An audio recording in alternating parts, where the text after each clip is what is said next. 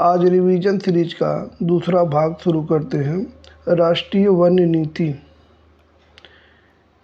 के अनुसार भारत के कितने प्रतिशत भाग पर वन भूमि होना चाहिए? ऑप्शन है 23%, 30%, 33% और 35%।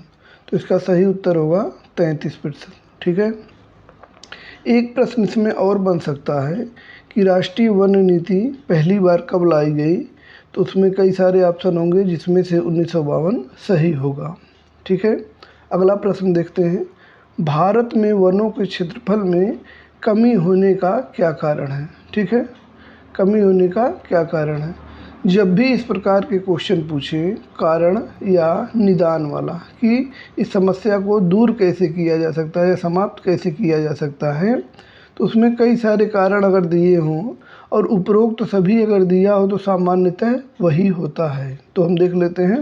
जैसे कृषि भूमि का विस्तार, रेल मार्गों का विस्तार, दावानल। दावानल का मतलब होता है जंगल की आग। जंगल में जो आग लग जाती है उसे दावानल कहते हैं। तो इसमें सभी उत्तर सही होंगे। अगला प्रश्न देखते हैं। भूमि निम्नीकरण से क्या आशय है? भूमि निम्नीकरण ये है, थोड़ा मिसप्रिंट हो गया है। तो निम्नीकरण से आशय है, देखते हैं क्या क्या ऑप्शन दिया है। भूमि उत्पादकता का बढ़ना, यह नहीं होगा। भूमि में नाइट्रोजन की अधिकता, यह भी नहीं होगा। भूमि गुणवत्ता का ह्रास होना, यही उत्तर होगा। ठीक है, भूमि का नीचा होना इससे कोई मतलब नहीं है। तो भूमि की गुणवत्ता में कमी होना या ह्रास होना ही भूमि निम्नीकरण कहलाता है।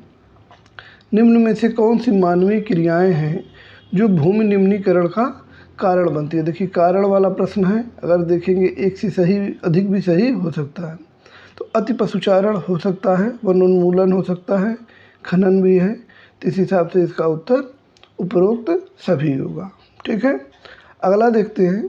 झारखंड, छत्तीसगढ़, मध्य प्रदेश में भूमि निम्नीकरण का क्या कारण है? ठीक है।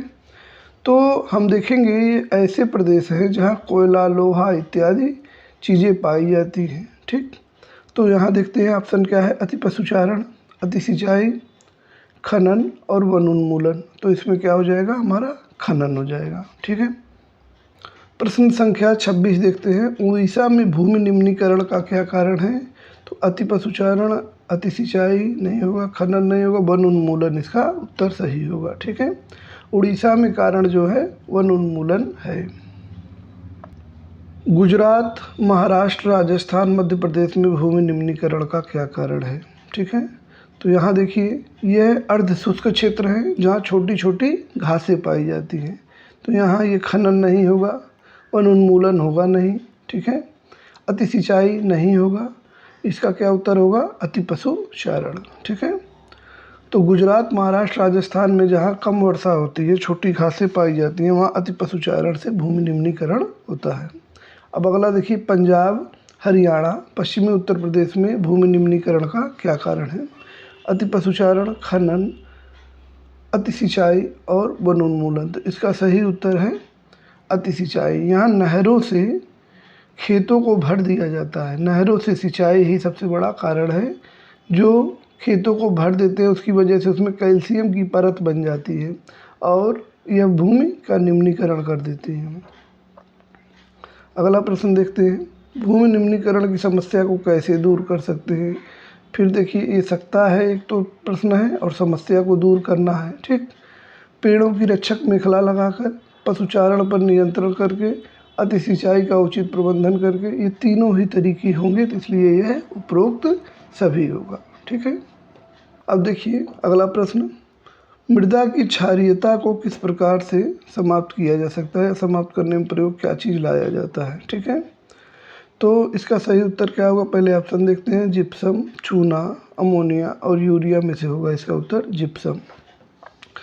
जब मृदा क्षारीय होगी तो उसको दूर करने के लिए जिप्सम का प्रयोग करेंगे, और अगर मृदा अम्लीय होगी तो उसको दूर करने के लिए चूने का प्रयोग करेंगे। जिप्सम जो है एक अम्ल है, जबकि चूना एक क्षार है। इसलिए उसको न्यूट्रल करने के लिए हमको विपरीत चीज़ों का प्रयोग करना पड़ता है। ठीक है। तो अम्लीय मृदा में हम प्रयोग करेंगे चूना का, और क्षारीय मृदा को दूर करने के लिए, सही करने के लिए जिप्सम का प्रयोग करेंगे। मृदा किस प्रकार का संसाधन है? तो उर्वर, अनवीकरणीय, नवीकरणीय और अनुर्वर। तो इसका सही उत्तर होगा नवीकरणीय। अब देखिए अगला प्रश्न, मृदा में पाए जाने वाले जैव पदार्थ को क्या कहते हैं?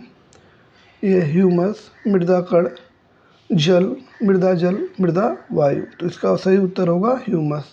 बाकी ये मृदा जल, मृदा कण और मृदा वायु अजैविक तत्व हैं और ह्यूमस जो है ये जैविक तत्व हैं। ठीक है। भारत में पाई जाने वाली किस प्रकार की मृदा का विस्तार सर्वाधिक है? ठीक है। काली मृदा, लाल मृदा, जलोढ़ मृदा और लेटराइट मृदा। उत्तर सही क्या होगा हमारा? जलोढ़ मृदा। उत्तर भारत का पूरा मैदान जलोढ़ मृदा से बना है। जलोढ़ मृदा का मतलब है जल से निर्मित मृदा, या कहीं कहीं आएगा जल का मतलब ही क्या हो जाएगा? नदी से निर्मित मृदा।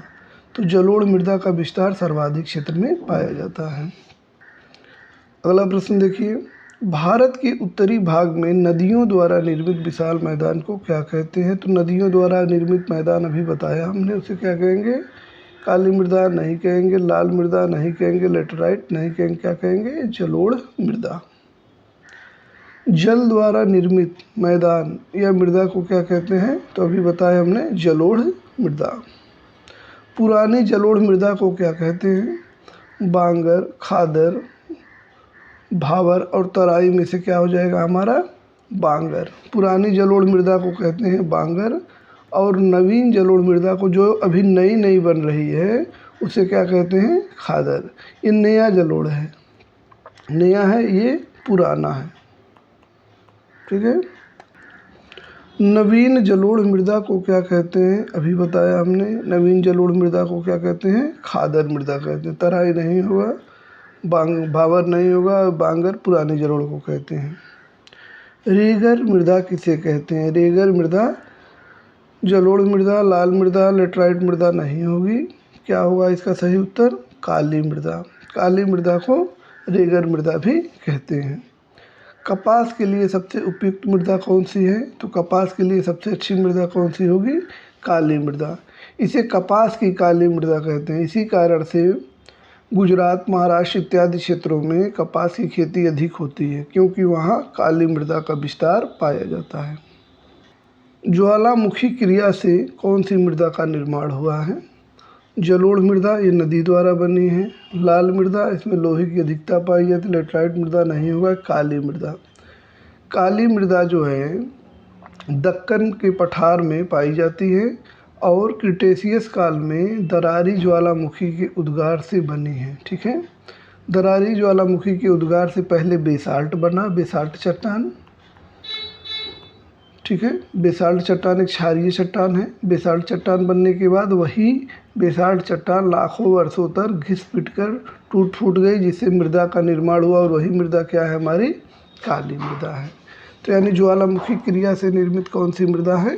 काली मृदा। प्रायद्वीपीय भारत में किस प्रकार की मृदा का विस्तार पाया जाता है? तो प्रायद्वीपीय भारत में जो सर्वाधिक भाग पर मृदा पाई जाती है वह है काली मृदा।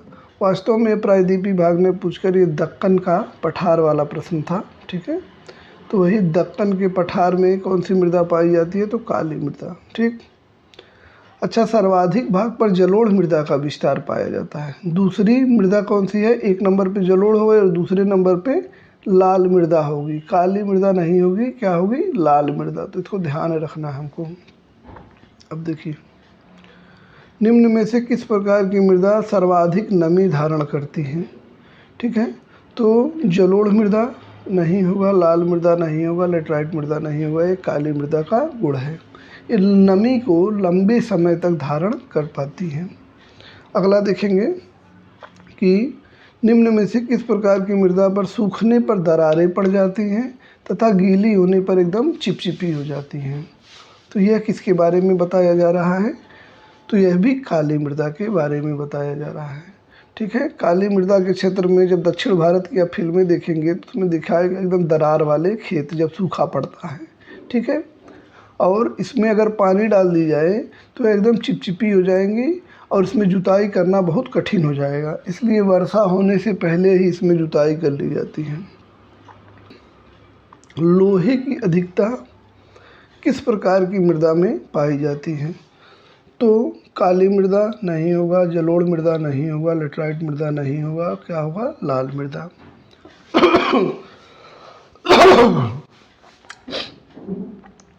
लाल मृदा का लाल रंग लोहे के ऑक्साइड के कारण ही होता है। फेरस ऑक्साइड बनता है जिसको हम जंग कहते हैं। लोहे में जंग लग जाता है जैसे लाल लाल, वही क्या है? मिट्टी में समझिए जंग लग गया है और उस मृदा का रंग कैसा हो गया है? लाल हो गया है। तो यही क्या हो जाता है? लाल मृदा में लोहे की अधिकता होती है। मृदा का रंग पीला कैसे होता है? लोहे की अधिकता के कारण तो अभी बताए लाल होता है, तो ये नहीं होगा। मैग्नीशियम की अधिकता नहीं। मैग्नीशियम की अधिकता किस में पाई जाती है? काली मृदा में। काला रंग उसका मैग्नीशियम की अधिकता के कारण है।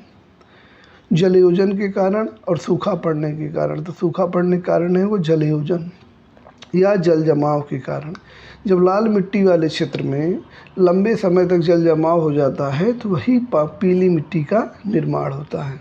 ठीक है, आगे देखते हैं। जलयोजन का मतलब क्या है? जल जमाव। ध्यान रहे इस बात का कि ये जल के जमाव की बात कर रहा है। तो यह गड्ढे इत्यादि में इस प्रकार के जल जमते हैं। अगर लाल मिट्टी का क्षेत्र है तो वहाँ पीली मिट्टी हो जाएगी।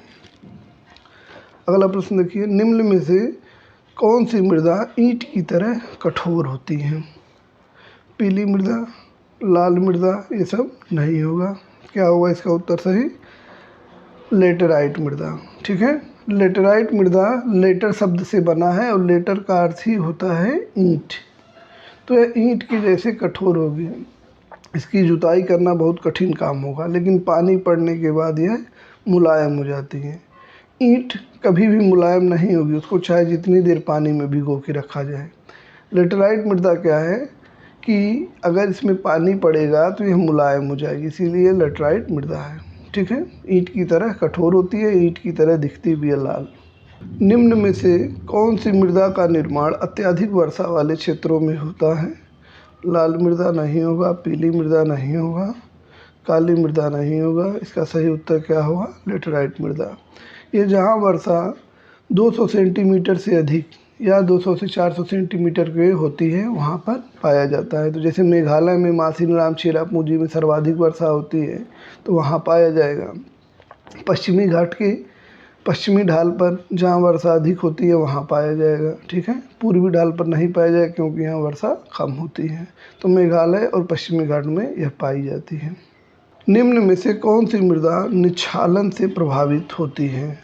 तो इसका उत्तर क्या होगा? लाल मृदा नहीं होगा, पीली मृदा नहीं होगा, काली मृदा नहीं होगा। इसका भी उत्तर क्या होगा? लेटेराइट मृदा। निच्छालन क्या होता है?